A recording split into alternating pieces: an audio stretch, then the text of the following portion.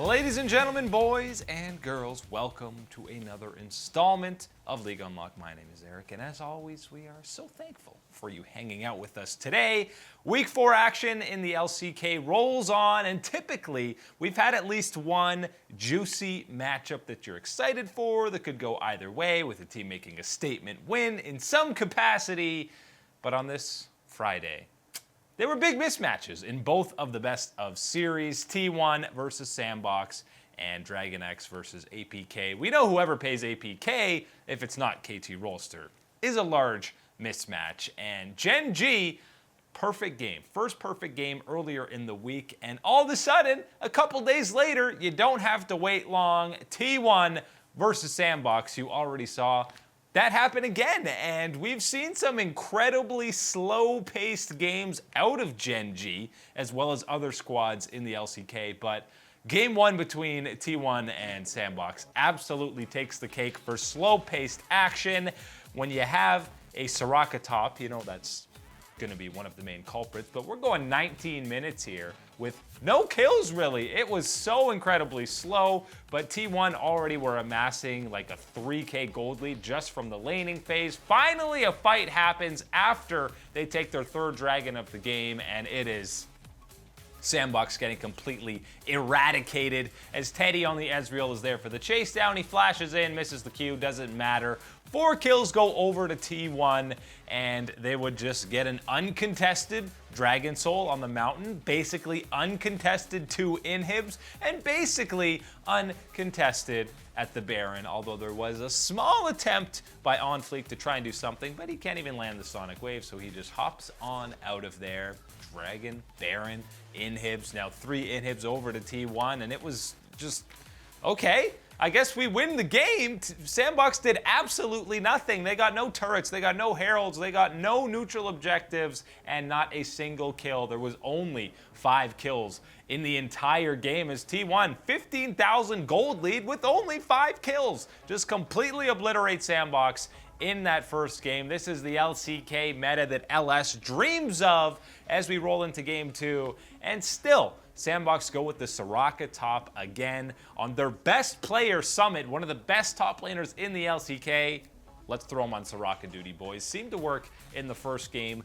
Dove gets the Echo pick, and Kana on the set early and often. It was Cuz showing some attention to the top side, but this is just Soraka, ladies and gentlemen. Look at how long it takes T1, as Cuz did miss the belly body slam and the barrel. He kind of whiffs the ulti, the barrier. Soraka just walks away with the slow, and you think, oh, they're gonna, no, Cuz you're gonna, oh, the ulti comes in, they still don't kill him, and then he misses a barrel again, and you think, they're gonna let Soraka leave. Okay, they left it for Faker, that's fine. And the Emperor's Divide actually might have done negative damage to the Unicorn there, but finally, Faker does pick up the kill. That was literally half of the game that it took for them to take down the Soraka. They would send a lot more jungle attention to that Unicorn in the top lane, and another nice set ulti from Kana. He had it in Game 1 and Game 2.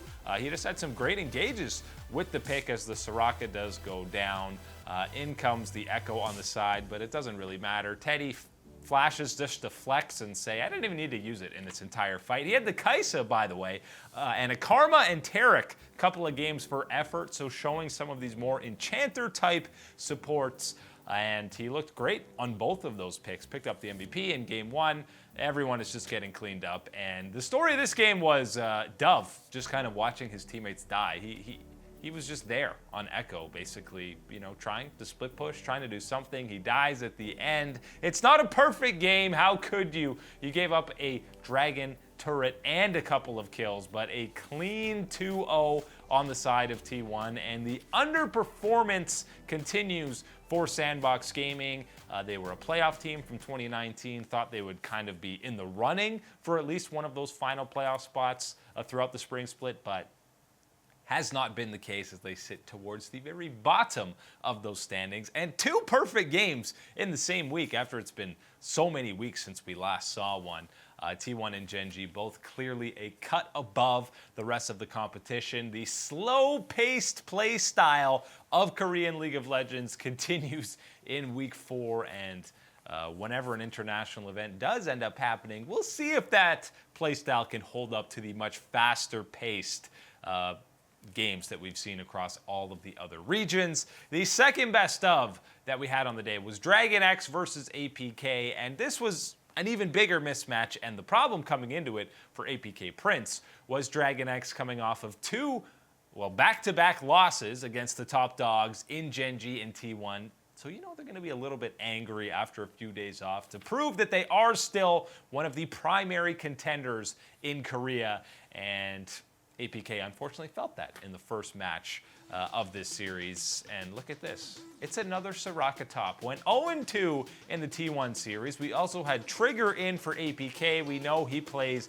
the AP picks, and he had the Ziggs in the bottom lane with the Jace on the top side. And early on, it's the Soraka lane getting a gank and getting a kill because Doran goes a little bit too far forward on that Aatrox. Now we're scrapping around the Rift Herald, and Chovy on the Rumble is just waiting on the outside, comes in for the flank, waiting for the equalizer, dropped in with the Senna, and by the way, yes, that is the Mist Wraith support slash AD carry Senna, who's not getting any CS with the carry Tom Kench. And look at this Tom Kench.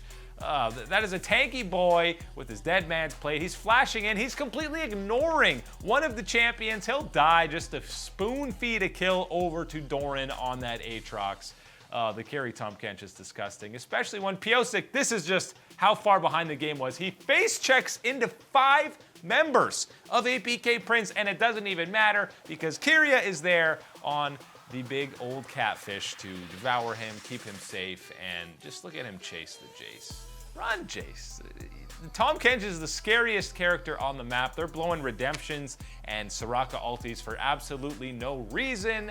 Now we're fighting over a Mountain Soul as the 3-man equalizer with Doran just carving through absolutely everybody on the Aatrox. The world has indeed ended for APK, but there was just more disgusting domination. Fights just kept on happening. The Ziggs bomb can't even pop the gray health out of Tom Kench. Everybody is just getting melted by Chovy's Rumble, and Piosik wants more.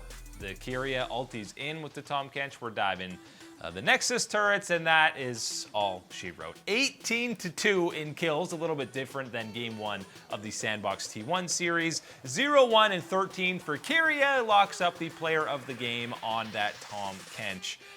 1 turret and 1 herald for APK, so solid showing for them. Game 2, it is not.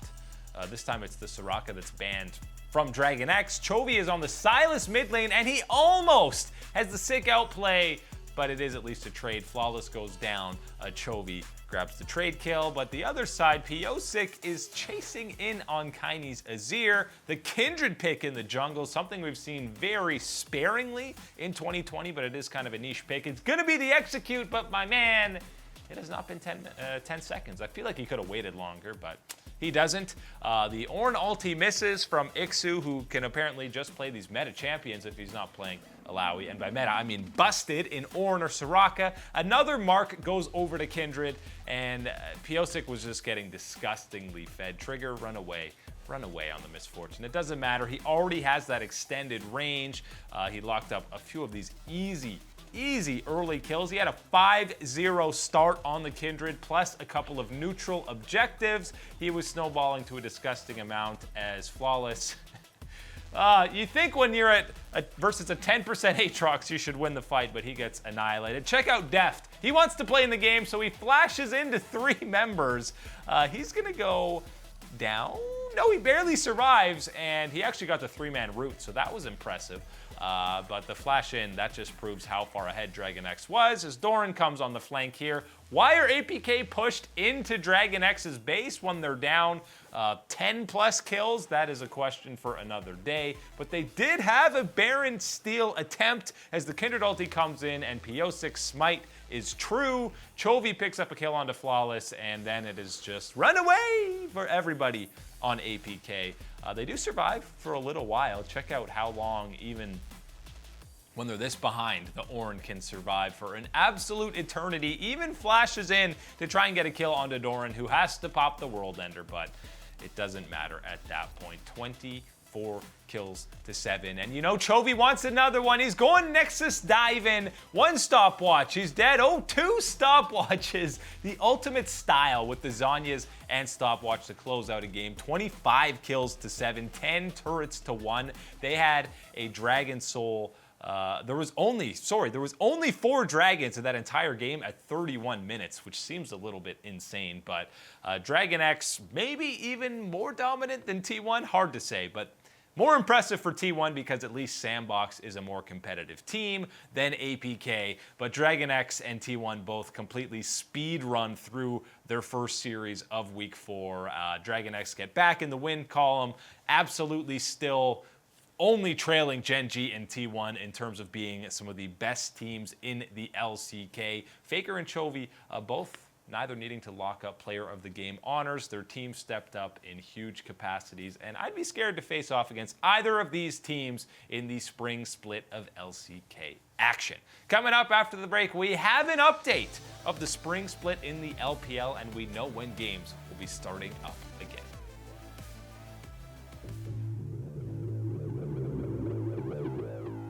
Beautiful people, welcome back to the show on League Unlock. My name is Eric, and we've been waiting for a very long time to discover what's going to happen with the LPL, the entire spring split with all the coronavirus stuff going on, and finally the LPL, on Twitter, the English version, they gave an announcement. We know when games will be coming back, and that's already more than I thought. I was fully ready to accept that the spring split was just not going to happen for the LPL. We wouldn't have a Chinese representative at MSI, or we just wouldn't have MSI altogether. But they did say in a tweet that action will return March 9th, which is a whole lot sooner than I was expecting. Obviously, they're not going to be bringing all the players and teams and fans to venues that early because it is still such a massive issue.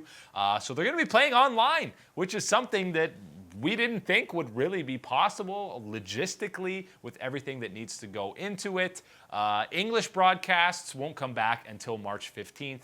But starting on the 9th, they're going to be on the LPL Twitch and YouTube channels, and teams are going to be trying to be playing from their own home venues. Whatever's closest to them, they'll go there. There'll be officials recording the match and make sure that nothing fishy is going on, of course. But some of the players are within these provinces that are still under quarantine or lockdown, so they're not going to be able to get there. It's a little bit ambiguous in this message if it almost sounds like they could be allowed to be playing just from home.